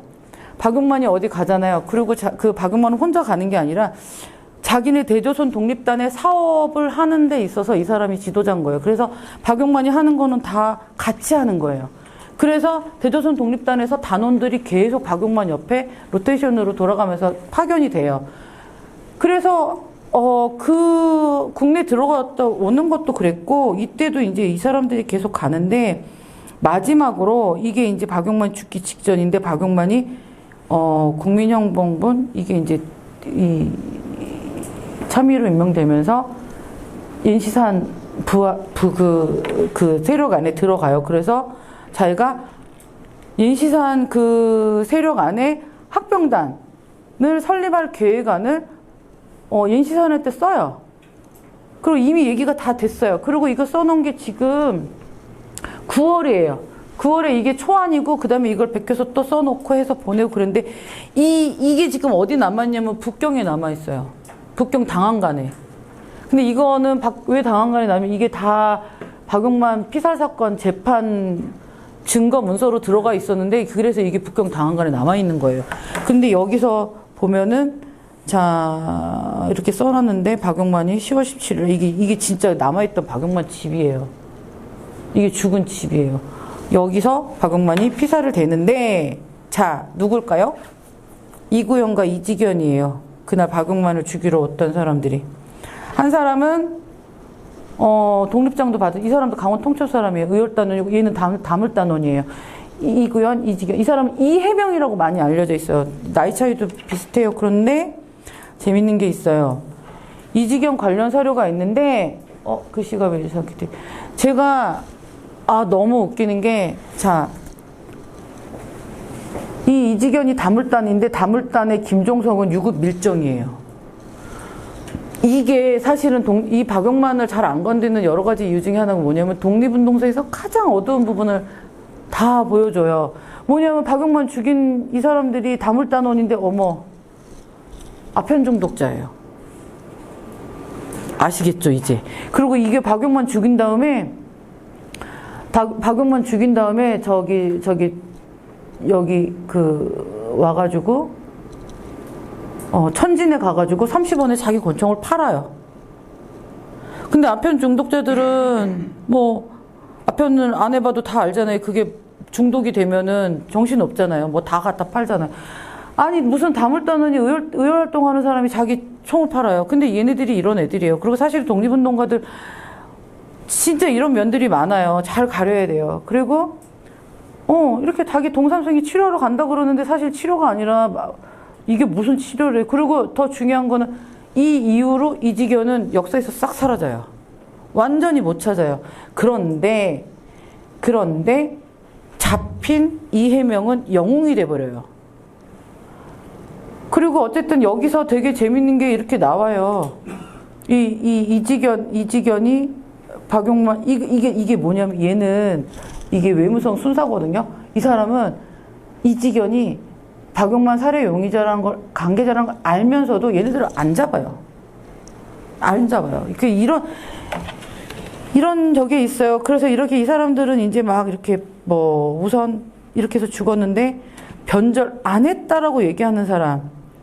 황학수 선생은 뭐 이렇게 얘기해요. 뭐 이게 아까 얘기했지만 이게 일본군의 모략이면 어찌 하느냐. 아무리 보고가 있더라도 좀 더 신중히 처리한 후에 할 것이다. 이거는 이제 박용만 죽기 전에 변절사 터졌을 때 이렇게 얘기하는 사람이 있었고, 그 다음에 이거는 아까 얘기했던 그 박용만 피살 사건 났을 때 대조선 독립단 사람들이 파견 와 있었다 그랬잖아요. 그 중에 이제 김홍범이 파견 와 있었는데 그 피살 현장에 있었던 사람이에요. 이 사람이 하와이에 있는 대조선 독립단 이 단장한테 보고한 거예요. 11월 달에 보고서신이에요. 이렇게 하면서 얘네들이 이해명과 이지견 이 둘이 와가지고 이 양한들은 어느 단에도 참가하지 아니하고 강도 행사를 유행하는 자인데 오자마자 저는 이거 확실하게 다 봐가지고 알아요. 이 사람들은 진짜 오자마자 돈 요구했어요. 근데 이 김홍범이 정독한테 그래요. 이 자들은 이 주사는 이 사람들이 생각한 거는 몇천 원을 뺐으면 금년 동절을 잘 지낼 거다. 박용만한테 가서 몇천 원을 뜯어오면 그럴 거고, 그 다음에 그렇지 않으면 죽이면 돼. 죽인 다음에 선전을 일삼듯 하던 선생들을, 그러니까 박용만하고 반대 세력, 박용만이 워낙 반임정계였으니까 그쪽 가가지고 찾아가면은 매국적 박용만을 총살했다고 하면은 우리는 애국자 칭호를 얻고 또한 동절을 지낼 소못은 걱정할 것이 없다. 왜 겨울 나는 게 지금 겨울 준비하려고 이렇게 박용만을 죽인 거예요. 그리고 나서 그런데 참으로 김영것은 외놈의 경책이다. 그 수단에 우리끼리 질시하고 우리끼리 투쟁하게 하노나 나 홍범은 천신만고를 무릅쓰고 이렇게 하는데 앞을 내다보건대 박 선생과 같이 가던 수령들도 그 그물에 걸리지 않을까 의심하지 아니하옵니다. 그러니까 이게 그 당시에도 이미 이게 계략이라는 걸 알고 있고, 아까 그 정도옥이 지금 이 사람이에요. 그리고 이 정도옥은 재미한인 독립운동 실기라고 해서 자기가 경험했던 거나 이런 걸 이렇게 자서전처럼 써놓은 게 있는데 여기에도 그 얘기를 써요. 자기가 그 자리에 있던 사람이니까 안 쓸 수가 없죠. 안주희 때에서 박용만 씨가 이게 뭐 조선에 귀했다고 어쩌고. 근데 이게 박용만 얘기하는 거, 이게 박용만 동지들은 이렇게 박용만을 봐요. 박용만 씨는 비겁한 사람도 아니었, 또한 용렬한 난서를 변명하는 성질이 원래 아니었었다. 그리고 이거는 이제 또 산해관 지나갈 때 이런 질 하는데, 그리고 이게 되게 재밌는데, 왜 신채원 선생이 의열단 그거 져줬다 그러잖아요. 근데 그 전에 박용만 씨가 이제 김원봉이 박 씨를 친선하고 작탄을 들고 들어가서 조선 외 총독을 작격하겠다 하여 의열단의 명의로 선언서를 박 씨가 지어주었다. 의열이라는 두 한문자 획이 23획이라고 그 선언서를 23던 포곰이라고 했다. 실제로 신채호 선생이 써줬다는 거는 20몇 년도에 써줬어요. 몇 년 후에요. 의열단 만들어진 다음에. 근데 제가 여러 가지를 봤을 때 이게 아마 박용만이 지어준 23던 포곰이 진짜로 의열단한테 져준 그 선언서일 거예요. 그리고 여기에 이렇게 써있대요.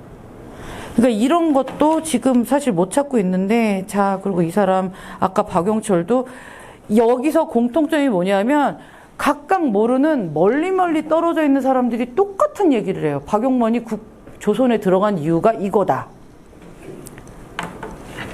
그리고 이 사람도 그 얘기를 해요. 이 사람은 보면은 완전히 임정 사람인데, 이게 박용만의 집안 사람이기도 하지만, 자기 입장이 곤란했을 거예요. 그리고 그때도 이렇게 상황을 다 이해하고 있었고, 그리고 그 다음에 이거는 중국 인사 증언인데, 그 당시에 아시아 9개국 비밀회가 있었는데, 러시아 남하를 막기 위해서 그말 회의를 했는데 소련을 남을 막기 위해서 그때 박용만은 비밀 특사로 그 당시 총독을 만나러 왔거든요. 그런데 이것도 재밌어요. 일본 본 정부에서는 자기네가 승인을 했는데 서울의 당시 총독분 박용만을 잡아 가두려고 했어요. 그래서 이래서 동경 정부에서는 가두지 말고 그대로 내보내라 했다는 거예요. 근데 박용만이 3일 동안 체류했는데 북경에 있는 일본 총영사를 시켜서 박용만이가 서울에 가서 그때 총독인 제등을 비담하면서 어떤 무슨 그런 자기 이익을 가질 수 있는 이런 이권 교섭을 하고 왔다라고 소문을 퍼뜨렸다는 거예요. 이게 지금 중국 인사 증언록에서 그렇게 나와 있는 거고, 그 다음에 이 사람은 윤병석 교수님이 지금 돌아가셨어요. 윤병석 교수님이 직접 만났던 분이에요. 제가 윤병석 교수님한테 말씀을 들었어요. 이분들은 고척선하고 등걸 이분들은 그 장개석 바로 장개석 백이사 말고 삼이상 같은 그 사람들이 그 중에 하나들인데, 그러니까 대만 만들어졌을 때 우리나라 중앙정보부 초대 원장처럼 아마 그런 급이에요. 완전 최고적인데, 그 사람이, 윤병석 교수님이 물어봤었대요. 근데 우리 한국에서 혹시 박용만을 아냐? 우리 한국에서는 박용만이 변절했다고 한다고 했더니 깜짝 놀라서, 박용만이 변절했다라고 얘기한다고 너네는? 말도 안 되는 소리 하지 마. 나도 그때 박용만 받고 그 작전에 나도 그 작전을 알고 있고 나도 어떤 역할을 했어 하고 얘기했다는 거예요. 이게 전혀, 아까 박용철도 이 사람 모르고, 그리고 박용철 그 여동생도 또 안용주 선생님이랑 그 인터뷰를 했는데 똑같은 얘기를 하고, 전혀 알지 못하는 각각 떨어진 그 거리도 멀리 떨어진 사람들이 다 공통적으로 얘기를 하는 게 있는데, 그런데 변절했다는 사람들은 제가 여기서 이거는 그냥 넘어갈게요. 워낙 변절했다고 얘기하는 얘기들이 많은데, 사실은 그때 제가 이거는 이렇게 약상과 열단 나오고 했는데 이게 아니라 이거예요. 사실은 이게 이때 한번 박정희 대통령 되기 전에 뭐더라, 하여튼 권력을 잡았을 때, 이미 잡았을 때, 그리고 이거를 하잖아요. 그러니까 자기가 어떤 독립운동을 다시 독립운동사 연구를 부활시키고 독립운동가들을 다시 선양하고 이런 작업을 하려고 하는데, 그때 우리나라에서 처음으로 옛날에 그 독립훈장 이거를 이승만이 자기가 만들고 셀프 서운을 하고 조금 미안하니까 이시험까지 하나 줬잖아요. 그 이후로는 없었어요. 그런데 그 다음에 박정희가 드디어 이제 주는데 208명이 명단이 정해졌어요. 62년 2월 24일이에요. 자, 이때 받았으면 박용만 받았어요. 208명 중에 한 명이죠. 그런데 이거를 드디어 딴지를 거기 시작한 게 바로 마지막 성비 김창수 선생이에요. 이 양반이 거의 죽어라고 반대를 하는 거예요. 훈장 100개보다 반역자를 없애야 된대요. 그러면서 이 양반이 결사 반대를 하는데, 누구랑 누구가 안 된다는 거 하냐면 남영우랑 박용만이 안 된다는 거예요. 근데 이분의 이 입김이 되게 있었던 게, 김창수 선생도 어쨌든 간에 해방정국에서 어쨌든 정치계에 들어갔단 말이에요. 정치적인 그런 게 있고. 그런데 이 양반이 이렇게 어쨌든 여기 보시면 김홍은 또한 3.1운동 때 유림에 배우셨던 곽종석은 왜 뺐냐? 자기가 유림이 대표도 보니까 그쪽으로 아니에요. 복장급에 들어간 박모는 박용만이에요. 외경과 내통하여 동지를 밀고 하다가 독립투사에게 권총으로 암살당한 사람이고, 남모는 남영우예요. 상해 일본 영사관에 투항한 사람이라고 밝혔다. 그래서 결국은 재검토 회의가 생겨요. 재검토를 해요. 근데 그 당시 김창숙은 거의 마지막 선비, 살아있는 존경받는 독립운동가고, 그런데 박정희는 정치인이었어요. 그러니까 이제 자기가 정치를 하는 데 있어서 그러지 마세요. 그래도 이 사람들은 줘야 돼요. 그러면 바보죠, 정치인으로서는. 이게 뭔가 이 괜히 자기한테 어쨌든 뭐 이 사람이 한마디 하는 게 자기한테 좋을 게 하나도 없으니까 보류를 시키는데, 근데 제가 이것도 되게 의미 있는 얘기예요. 이게 이제 연구자들이 그때 재검토를 했으나 이거 보류를 해요. 결국은 재검토했으나 기록상에 나타난 바로는 과거 없는 것을 재확인하였다. 그쵸? 재확인을 다시 했다는 거에 문제가 없다는 거 밝히면, 그러나 사회에 무리가 있음에 비추어 광범한 자료를 수집하여 재판정을 하기로 합의를 보았다. 아무런 자기네들이 이 심사위원들이 아무리 봐도 문제가 없는데 사회에 무리가 있으니까 김창숙이 저렇게 그냥 뭐 죽어도, 김창숙이 뭐라고 했냐면 그날 3월 1일 날 서훈 주고 뭐 하는 그 3.1절 행사장에 자기 안 가겠다 그랬어요. 이 사람들 주면 난 안 가겠다, 나 참석 안 하겠다 그러면은 박정희가 지금 자기가 정권 잡고 뭐 해야 되는데 그렇게 할 수는 없잖아요. 그러니까 결국은 이렇게 해결이, 이렇게 해서 끝이 나서 남영훈은 한참 뒤에, 그리고 그때는 박용만 같은 경우 여기 후손 자기 가족이라도 없죠. 남영훈 선생은 가족들이 옷 준비하고 갈 준비하다가 지금 날벼락을 맞아가지고 저 집은 완전히 초상집 됐어요 그때. 그리고 그 다음에 그 당시 그 62년도 이렇게 되면서 막 난리들이 났어요. 이 조경환도 이 지금 한독당 세력인데 이 말도 다 틀려요. 백범 선생 밑에 있던 이해명은 그 아까 이구영 그 사람 백범 선생 밑에 있지도 않았어요. 북경의 쪽에서 박을 살해해버린 것이었고, 이 씨는, 이해명은 너무 천성이 착하고 겁이 많아서 권총으로 박용만을 쏘아 박이 피를 흘리고 쓰러지게 되자 어찌나 놀랬든지 스스로 방문을 들이받아 그 자리에 졸도하고, 이런 말도 안 되는 소리를, 이게 이해명이 그랬다는 거예요. 이게 이제 독립당 한독당 임정 고수파들이에요. 그리고 김창숙이 드디어 73년도에 낸, 김창숙이 쓴 자기 자기 자서전에 이제 심산유고가 73년도에 나왔는데, 여기서 이렇게 써요. 내 보기에 박용만은 말이 과장이 심하고 일시적이 없고, 뭐 행동도 한적하고, 어쩌고저쩌고 쭈르르. 그리고 너무 웃기는 게, 그 뒤 몇 년이 못 가서 박은 적과 내통한 일이 발각되어 의열단에게 사살되었고, 신도 북한 만주 일본에 붙던 이에 이런 사람들이 비로소 나의 선견을 인정하였다. 그런데 문제는 뭐냐면은, 지금 이런 인물들에 대한 연구는 얼마나 활발하게 됩니까? 근데 그 연구를 하는 사람들은 다 이런 자료들을 100% 믿고 거의 바이블처럼 써요. 그리고 워낙 존경하는 분들이니까. 근데 저는 사실 솔직히 말해서 별로 존경이 안 돼요. 제가 이 심산유고를 보면서 와, 여기에는 처음부터 끝까지 정말 이해할 수 없을 정도로 많은 독립운동가들의 정말 비난이 돼 있는데, 그거는 딱 기준은 그거예요. 임시정부 쪽 사람이냐 아니냐, 사회주의 쪽이냐, 뭐 자기랑 마음이 맞으면은 안 하는데 마음이 맞지 않으면은 정말 저렇게 더러운 사람을 만들어요. 김창숙이에요. 그런데 너무 재밌는 거는 김창숙은 박용만이 죽기 전에 피체가 됐어요. 27년 5월에. 박용만은 28년 10월에 죽었어요. 그리고 자, 이게 또 이제 끝내주는 얘기예요. 이회영의 처 이윤숙. 이회영 선생은 얼마나 존경을 받습니까? 손자들이 다 이종찬, 이종걸이 또 뭐 어느 정도 있으니까 자기 할아버지 또 엄청나게 또 키워놨죠? 뭐 어마어마하게 또 이제 해놨잖아요. 그런데 저는 이회영 선생은 아무 잘못이 없어요. 어쨌든 좀 제가 배가 아파서 그래요. 후손들이 잘 나가서. 근데 문제는 이회영 선생의 처, 이은숙 여사가 민족운동가 아내의 숙이 서간다 시종기. 이거 진짜 읽어보신 분들 있으실 거예요. 그런데 문제는, 저 이거 되게 좋아하고 되게 공부할 거 많은데, 여기에 이은숙 선생이 이렇게 써요.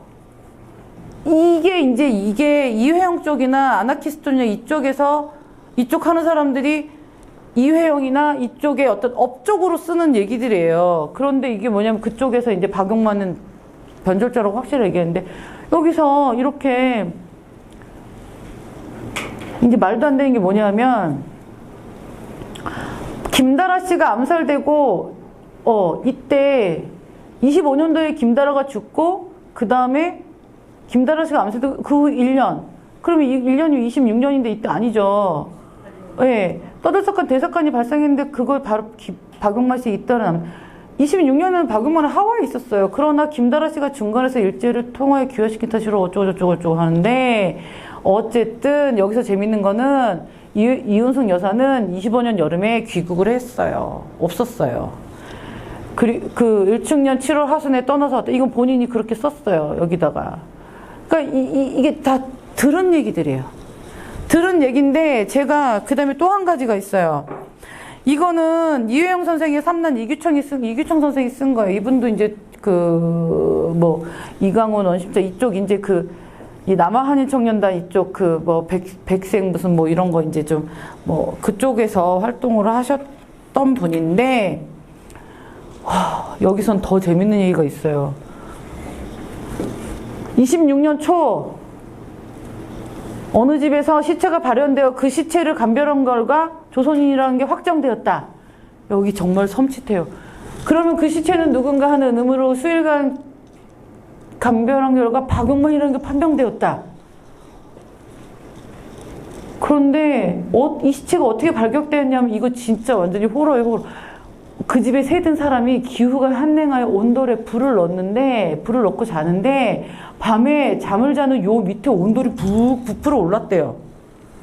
근데 날이 밝아서 온돌을 파보니까 거기서 시체 한 구가 나왔는데 그게 박용만이라는 거예요. 말도 안 되지 않아요? 네, 28년 10월 달에 돌아가셨는데, 그리고 이거는 진짜 말이 안 되는 게 뭐냐면은 아까도 말씀드렸던 것처럼 박용만은 사업을 크게 대조선 독립단 사업을 그거를 같이 하고 있었고, 대조선 독립단 단원들이 파견 와서 있었던 것뿐만 아니라 박용만이 죽었다는 얘기를 듣고 하와이에서 대조선 독립단 사람들이 조사위원들이 다 가요. 그리고 박용만은 그때 제가 이제 서류를 다 봤는데, 그날 그 자리에서 집 마당에서 박용만은 총을 3발을 맞아요. 총을 3발을 맞고 셋 다 관통상이에요. 근데 그 총을 3발을 맞은 와중에도 이해명이 머리카락을 자꾸 안 놨어요. 안 놓고 진짜 그래서 나중에 그게 법정에서 그 얘기 나와요. 얼마나 억울하면 우리 박용만의 처가 얘기해요. 박용만의 손 주먹에 이해명의 머리카락이 이만큼 있었고 저놈의 머리를 지금 봐라 이만큼이 없다. 그 정도로 난리가 났는데, 그리고 나서 박용만은 이해명은 거기서 바로 이제 끌려가고 이해명은 바로 이제 검시를 해요. 그래서 제가 그 검시 기록을 봤는데 몇 초 몇 분 어디서 들어가서 어디로 나오고 그게 이제 앞에 구멍은 몇 센치, 뒤에 구멍은 몇 센치, 이게 다 기록이 있어요. 그런데 그렇게 하고 나서, 그리고 거기는 어쨌든 이 박용만의 본처도 있었고 박용만의 딸도 있었고 사위도 있었고 박용만의 중국인 처도 있고 동지들이 있고, 그런데 왜 남의 집마다 온돌에도 왜 묻어요? 그리고 또 뭐냐면 박용만은 그때 석영산 농장이라고 해서 자기 땅도, 물론 박용만 땅이 아니죠. 대조선 독립단 사업이죠. 남의 집 마당에 온돌을 왜 묻어요? 그런데 이런 게 이렇게 돼 있고, 그 다음에 제가 이제 이거는 그냥 딱 정리해요. 변절 아니라고 얘기하는 거는 측근들, 당연히 측근들은 측근이니까. 그리고 대북목소 거주자 파견, 하와이 대조선 독립당 기반들, 이 사람들, 또 이 사람들. 근데 변절이다 그럼 딱 있어요. 임정계열, 정족관계. 의열단, 다물단 계열은 자기네들이 이 암살의 관계자니까. 그런데 제가 이회영 기념사업회랑 몇 번 좀 옥신각신했어요. 왜냐하면 이회영 선생은 잘못한 게 없는데 기념사업회 사람들이 자꾸 엉뚱한 짓을 하고, 그리고 기념사업회 홈페이지 들어가면은 변절자 밀정 박용만을 죽인 거를 무슨 어떤 업적처럼 써놓잖아요. 그리고 옛날에 무슨 그런데 거기 이사분들이나 이런 분들이랑 제가 이제 제일 처음에 좋게 얘기를 했어요. 이거 잘못됐으니까 그리고 이규준도 이회영의 조카가 박용만 암살에 가담을 했다는 거예요. 그게 이제 자랑인 거예요. 그래서 이규준은 박용만 죽었을 때 이미 죽었다. 근데 이 사람이 부활해서 박용만을 죽였냐? 말이 안 된다. 고쳐라. 그러고 나서 나중에 제가 아주 답답해서 도대체 왜 계속 이렇게 얘기하시냐고 그랬더니 이회영 선생 사모님이 남긴 아까 시종기라든지 그 다음에 이회영 선생 아들이 쓴 이규창 선생이 쓴 거기에 그렇게 있기 때문에 자기는 믿는다는 거예요. 근데 아까도 얘기했지만 이회영 선생의 천은 이미 국내에 있었고 그 다음에 그 당시 이규창 선생은 12살인가 그것밖에 안 됐어요. 그 12살짜리가 어른들 벌어지는 일 다 알아요. 근데 자기네 사촌 형들이나 이런 형들을 하는 얘기 뭐 그런 거 듣고 나중에 이제 그런 게 쌓여가지고 그게 점점 굳어진 것 같아요. 그리고 어쨌든 다물단 쪽은 자기네 그거를 우린 이게 실수다라고 인정할 수가 없는 거예요. 그래서 지금도 계속 아나키스트 연구라든지 이회영 연구라든지 뭐 임시정부 연구 쪽이나 그쪽에서는 박용만이 변절했다는 걸 계속 저런 사료를 가지고 얘기하고 그 다음에 지금 아마 여러분들 중에서 미주 독립운동 관련해서 강연을 들은 적이 있으신지 모르겠는데 우리나라 독립운동사에서 미주 독립운동은 별로 얘기를 많이 안 해요. 거의 맨날 중국 얘기만 하고 있고 그런데 아까 대한민국민회에서 그 세금 모으고 했잖아요. 그 임시정부 상해 임시정부 만들었을 때 세들어 살고 있던데 그 안창호 선생이 돈 가져오잖아요. 그걸로 건물 준비하잖아요. 그거 아까 얘기했던 그 의무금 모든 거 세금 같은 거 가져와서 미주 한인들의 그런 노력과 그런 게 또 그 큰 기여를 했는데도 불구하고 미주 독립운동은 이승만 아니면 안창호밖에 몰라요. 근데 그게 딱 있어요. 이승만은 초대 대통령 한 것도 있지만 동지회라는 사조직이 있었고 안창호 선생은 일찍 돌아가시긴 했지만 가족들이 다 미국에 고스란히 살아있으면서 안창호 선생의 모든 자료를 가지고 있어요. 역사는 기록이 있어야 되는데 편지 한 장, 티켓 하나까지 다 그 가족들이 가지고 있었고 그 다음에 중요한 게 또 흥사단이라는 개인 조직이 있었단 말이에요. 그 사람들은 어쨌든 자기네 우상인 그 안창호를 계속 해줄 수 있었는데 중요한 거는 박용만의 대조선 독립단이나 이런 사람들은 결국은 그거를 계속 가지 않고 박용만이 죽으면서 나중에 흡수가 돼요. 흡수가 되지만 그래도 이 사람들은 너무너무 잊힐 수가 없어서 제가 이제 박용만 이렇게 박용만을 그리워하는 사람들이 이거는 30년의 이 김영구 이거는 하와이 한인 성공회 교회에 박용만 십자가가 있대요.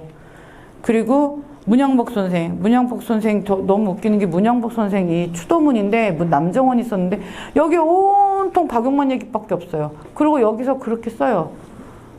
선생의 정신이 사방에 살아있다. 이제 이게 박용만이 이렇게 이게 이제 그리고 옛날부터 억울하게 억류를 몰린 집안도 당대에는 신원이 못 됐을 때 몇 대 지나면 충성이 증명될 때 고로 신원이 박용만도 언젠가는 시간을 요구할 뿐이다 라고 마음으로 위로할 뿐이다 라고 해서 이 문양복 선생 돌아가셨는데 남정원이 추도문을 쓰는데 문양복 선생이 맨날 박용만을 그리워하고 너무 가슴 아파했다는 걸 쓰고 있어요.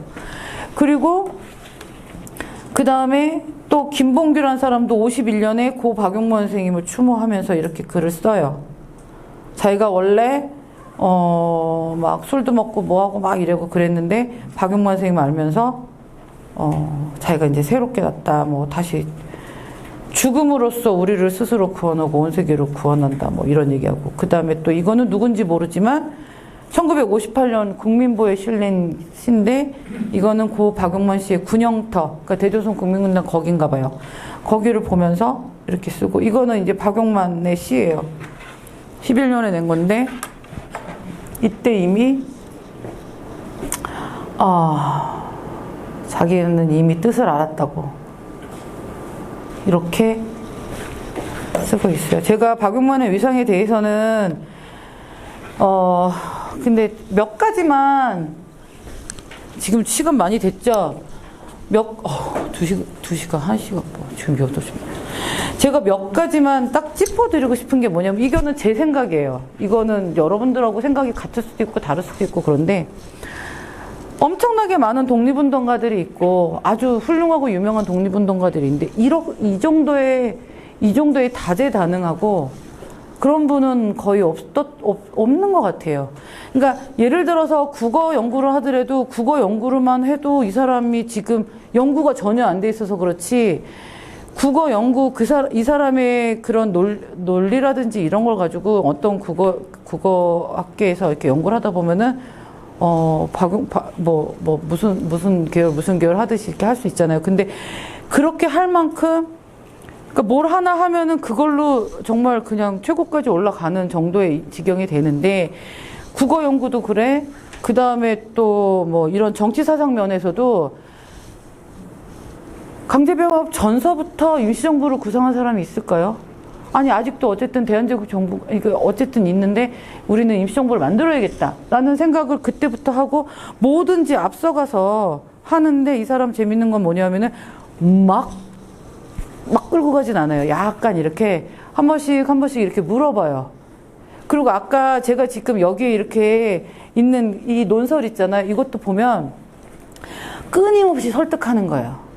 그러니까 사람들이 이 정도 해가지고 이렇게 그러니까 국민을 만들었으면 됐지. 뭘 이걸 다시 정부처럼 해서 뭘 의무금을 걷어. 왜 1년에 3달러씩, 2년에 5달러씩 왜 내래? 우리도 힘들어 죽겠는데.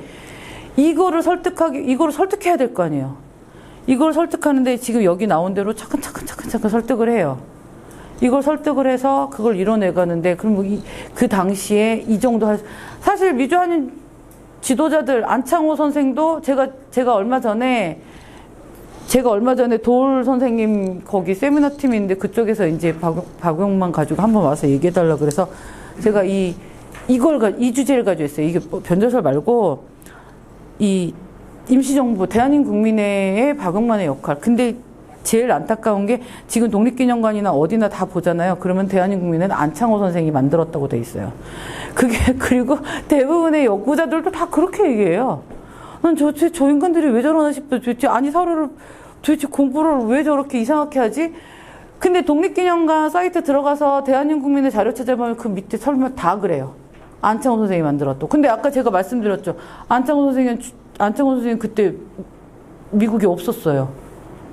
박용만 선생님이 틀 잡아놓고 뭐해서 다 해놨는데 그걸 다 안창호 한 걸로 둔갑이 돼 있어서 박용만께 다 없어졌어요. 박용만 연구가 늦게 시작이 되면서 뭐가 있냐면 해놓은 게 10가지가 있는데 그중에 유명한 이승만하고 안창호가 딱 미주 독립운동 되면은 이만큼은 이승만이 했다고 그러고 이만큼은 안창호가 했다고 다 가져가 버린 거예요. 근데 뒤늦게 이제 95년도가 96년도인가 소원 받으셨잖아요. 뒤늦게 박용만 연구를 하려고 들어간 사람들이 보니까 이 사람들도 자료는 별로 없고 그쪽이 연구한 걸 가지고 보다 보니까 그냥 내놓죠.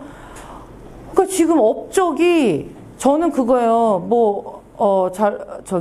남의 거 뺏어오자는 게 아니라 이 사람이 한 건 이 사람이 했다 그래고 저 사람이 한 건 그리고 기여도나 이런 거를 맞게 해놓는 게 역사가 맞는 거예요. 그 당시 어떻게 흘러갔는지 그거를 제대로 알아야지만 그게 역사지. 하지도 않은 걸 했다고 하는 것도 그게 거짓이 역사가 힘이 있을 수가 없어요. 감동도 없어요. 그래서 저는 박용만이 한 건 박용만이 했다고 해야 된다고 생각하는데 그걸 하는 게 용기가 필요한 거예요. 그래서 이제 도로 선생님한테 가서 제가 이제 이거를 얘기하면서 이게 사실은 박용만 건데 안창호가 한 걸로 다 둔갑이 돼 있고 어떤 거는 정말 기가 막힌 거는 이승만과 안창호가 대한민국민을 만들었다고 하는 아까도 봤던 것처럼 이승만은 잘 만들어진 대한민국민을 다 파괴시킨 사람이에요. 그런데 그거를 이렇게 제대로 얘기하지 못할 정도로 그래서 근데 도로 선생님이 저한테 용기를 가지고 끝까지 해보라고 맞는 것 같다고 이게 빌드업이 된다고 그래서 제가 용기를 크게 얻고 왔는데 오늘 그래서 제가 이제 준비하면서도 고민을 많이 했어요. 이걸 어느 정도까지 말씀드려야 될까? 혹시 야, 너 하는 얘기가 너무 듣기 싫다. 너무 처음 듣는 얘기고 너는 네 얘기만 하는 것 같다라고 얘기하시는 분이 있을 수도 있다고 생각을 했는데 다행히 아주 인상 쓰시는 분은 없어서 좀 다행이었고 그래도 이렇게 역사라는 게 정해진 시각이 아니라 조금 다시 한번 생각해보고 이유를 한번 생각해보고 하다 보면 좀 다시 보일 수가 있고 또 우리 강원도 인물 박용만이라는 인물이 또 이렇게 다재다능한 면이 있었다는 거 한번 기억해 주시고 나중에 한번 보실 때 그래서 그때 한혜라가 와가지고 이렇게 열심히 얘기한 게 바로 이것 때문이었구나. 다 뺏겼구나. 그렇게 그 정도 기억만 해주시면 될 것 같아요. 그리고 저는 나중에 또 기회가 있으면 또 재밌는 얘기 많이 해드릴게요. 감사합니다.